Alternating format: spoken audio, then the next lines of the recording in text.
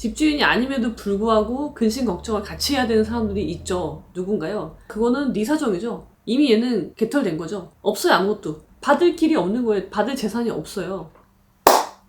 예, 여러분 안녕하십니까? 오늘은 즐거운 토요일입니다. 오늘 제가 말씀드릴 주제는요, 부동산에 대한 겁니다.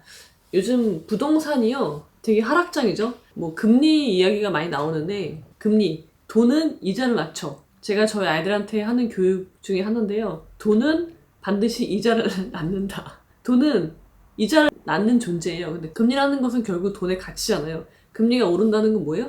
돈의 가치가 오른다는 거죠. 그러니까 당연히 돈의 가치가 오르면 부동산의 가격은 낮아지는 게 맞겠죠. 지금의 10,000원과 옛날의 10,000원의 가치가 달라진 거니까. 지금의 10,000원의 가치가 더 올라가는 거니까 전체적인 가격은 내려가는 게 맞는 거잖아요. 부동산이 이제 끝이 보이지 않는 하락장으로 들어섰고 금리는 계속 오르고 있는 상황. 자, 그래서 많은 대출을 받아서 집을 장만한 집주인들이 큰 근심과 걱정에 쌓이게 되었는데요. 집주인이 아님에도 불구하고 근심 걱정을 같이 해야 되는 사람들이 있죠. 누군가요? 전세권자들이죠. 전세권자. 왜 집값이 떨어지는 걸 전세권자들이 걱정해야 되죠? 나는 집도 없는데? 그 이유는 전세 보증금 때문이죠. 이 전세라는 제도가 우리나라에만 있는 되게 특이한 제도인데, 전세는 거액의 돈, 보통 부동산 매매가의 60에서 70% 정도에 달하는 전세금을, 거액의 돈을 주고, 전세금이란 명목의 돈을 주고 그 집을 임차해서 사용할 권리를 나는 받는 거잖아요. 그리고 집주인은 뭘 갖는 거예요? 그 돈, 전세금에서 발생하는 이자를 월세처럼 이제 받아가게 되는 거죠. 그런 제도가 전세인데, 그러다 보니까 전세 보증금이 너무 큰 거예요. 집값이 60, 70% 하면요, 요즘은 집값이 막 10억이 넘어가니까 전세 보증금 5, 6억은 그냥 기본으로 되는 세상에 우리가 살고 있잖아요. 자, 근데 내 5억이, 예를 들어서 내 5억이 전세 보증금으로 들어가 있어. 근데 집주인이 대출을 많이 땡겨서 집을 장만한 거야. 갭 투자라고 하죠. 그런데 집값이 막 내려가. 금리는 막 올라. 그러면 어떻게 되나요? 금리가 오르니까 부동산 가격이 내려가고 따라서 전세 보증금도 내려가는 거잖아요.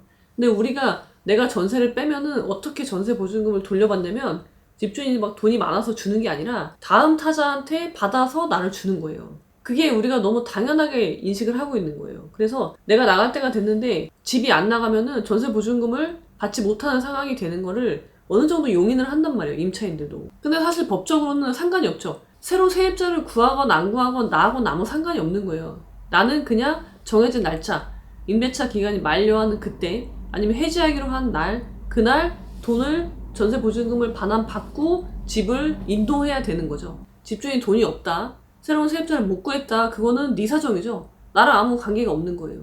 그러니까 지금과 같이 아파트 가격이 하락하는 경우에 세입자들이 그 전보다 더 낮은 가격으로 들어오려고 하잖아요. 근데 집주인들이 낮은 가격으로 내놓질 않아.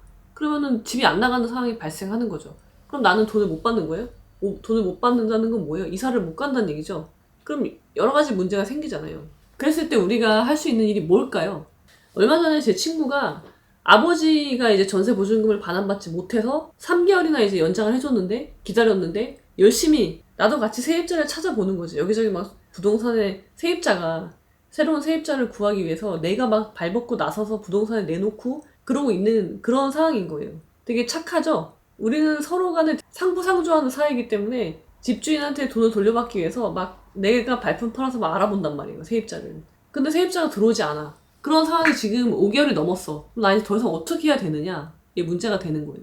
그럼 어떻게 해야 될까요? 집주인한테 내용 증명 보내고, 아니면 문자를 정확히 보내서 계약이 해지된 시점을 특정을 해야 될 거예요, 첫 번째. 그래서 당신이 제때 전세 보증금을 반환해주지 않을 때 나한테 이런 손해들이 발생한다. 예를 들면 내가 새로 들어갈 집을 구해놨는데 집주인 돈을 돌려주지 않아서 내가 이 집에 못 들어갈 수도 있잖아요. 그러면 이거 다 손해잖아요. 계약금 날리게 되는 손해가 발생하잖아요. 그 손해도 네가 책임져야 돼. 그런 식의 내용까지 다 넣어서, 특별 손해까지 다 넣어서 내용 증명을 보내야 되겠죠. 근데 그래도 주지 않아. 그럼 어떻게 돼요? 뭐 지급명령 신청할 수도 있고요. 아니면 전세보증금 반환 청구 소송이 들어가는 수밖에 없는 거예요. 그러지 않으면은 내가 받을 수가 없는 거죠. 근데 여기서 문제가 생기죠. 뭐예요? 내가 전세보증금 반환 소송을 해서 이겼어. 그럼 얘한테 돈을 받을 수 있나요? 자, 보통 전세보증금을 반환해주지도 못할 정도라면요, 어떤 상황이에요? 이미 얘는 개털된 거죠. 없어요, 아무것도. 나한테 돌려줄 돈이 아무것도 없다는 거예요. 내가 승소해서 판결을 받아서 경매에 들어가봤자 그 집이 낙찰되지도 않을 수도 있고요. 낙찰이 되더라도 헐값에 낙찰이 되면요, 나는 내 전세 보증금을 충당하지 못한 사태가 발생할 수 있다는 거죠. 자, 그래서 제가 했던 상담 중에 이런 게 있었어요. 이분이 소액이었어요. 소액 보증금 2천만 원이었나? 그리고 세입자가 엄청 많은 되게 큰 건물이거든요. 아주 소액 보증금을 가진 세입자들이 엄청 많은 건물이었는데 집주인이 의사래요. 그리고 다른 건물이 있기 때문에 다른 건물이 있으니까 이분들이 걱정을 안 한 거예요. 아이 설마 의사인데 다른 건물도 있는데 이거 뭐 못 받아도 보증금은 받을 수 있겠지 하고 있었던 거죠. 그래서 임대차 기간이 만료가 됐는데 보증금을 주지 못하는 상황이 오래돼도 그냥 별다른 이의제기를 하지 않은 거예요. 그냥 뭐 다음 세입자 내가 열심히 구하러 다니고 그런 상황인 거죠. 근데 그게 이제 너무 오래되니까 그분이 이제 상담을 오신 거예요. 어떻게 하면 좋겠냐 이렇게 물어보셔서 등기부를 다 떼봤어요. 그분이 갖고 있다는 그 병원을 하신다니까 병원을 하고 있다는 그 주소 아시냐? 그럼 우리 등기부 떼볼 수 있잖아요. 등기부를 떼봤어. 그랬더니 그 사람 명의가 아니에요. 이미 그 사람 명의가 아니야. 그러면 그 사람들이 살고 있다는 집 주소를 등기부를 떼봤어요. 계약서에 나오잖아요. 부동산 계약서에 집주인의 집 주소를 쓰잖아요. 주소랑 전화번호 쓰잖아요. 그래서 그걸 가지고 등기부를 떼봤더니 집주인은 맞는데 공유야. 아내랑 공유로 되어 있는 거예요. 지분이. 거기다가 이 집조차 압류가 많이 걸려 있어. 그러면은 어떻게 되는 거예요? 받을 길이 없는 거예요. 받을 재산이 없어요. 임차를 준 건물은 당연히 저당이 많이 잡혀 있고 세입자도 엄청 많고 그럼 내가 아무리 소액 보증금이라고 해도 우선 변제를 받을 수 있으려면 돈이 있어야 우선 변제를 받을 수 있을 거 아니에요. 그러니까 그런 상황이 될 때까지 모르고 있었다는 거죠. 그렇게 사태가 악화될 때까지. 그래서 그분이 봤을 때 그래서 그나마 재산이라고 할 수 있는 게 그 아내도 임대인으로 들어오면 그 아내 재산이 조금 있었단 말이에요. 그걸로 집행을 해볼 수 있는 그걸로 책임을 물을 수 있는 그런 상황이어서 임대차 계약서를 유심히 봤는데 거기에는 임대인 이름에 남편 이름만 있고요. 아내 이름이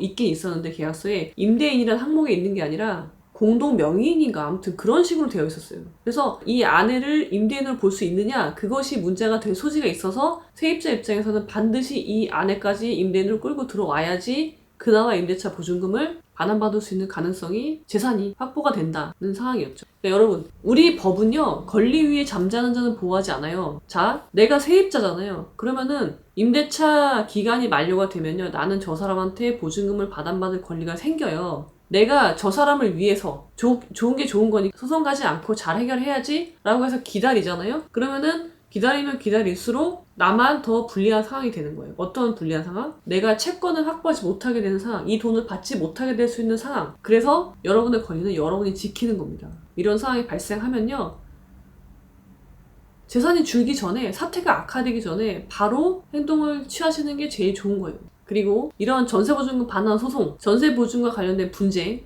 처음에 증거를 만드는 것부터가 필요하겠죠. 내 권리는 내가 지키는 것이다. 시간을 끌수록 나한테 좋은 거는 하나도 없는 거예요. 그러면은 이 전세 보증금 반환 채권 내가 돈을 빌려주는 사람이잖아요. 그럼 그 채권을 확보하기 위해서 무엇을 해놔야 될 것인가? 사실은 계약 전에 그런 조치를 해놓으면 제일 좋겠죠. 그러면은 만에 하나 이런 분쟁이 생기지 않을 수 있으니까. 그럼 어떻게 할까요? 분쟁이 발생하기 전에 그럼 그게 언제일까요? 계약을 체결할 때겠죠. 사실 변호사의 도움이 가장 필요한 때는요. 계약을 체결할 때예요. 그게 가장 저렴하고 효과적으로 예방할 수 있는 방법이에요. 나중에 사건이 커지고 나서 그것을 막으려면요 더 많은 비용이 든단 말이에요. 그러니까 가능하면 계약서를 체결할 때 변호사의 도움을 받으시기 바랍니다. 그리고 이게 분쟁이 된다면 소송에 들어가기 전에 소송 전에 준비해야 될 사항들이 있거든요. 그런 부분들 미리미리 사전에 내 권리는 누가 지킨다? 내가 지킨다. 자, 그럼 여러분의 전세보증금의 안녕을 기원 드리면서 오늘은 여기까지.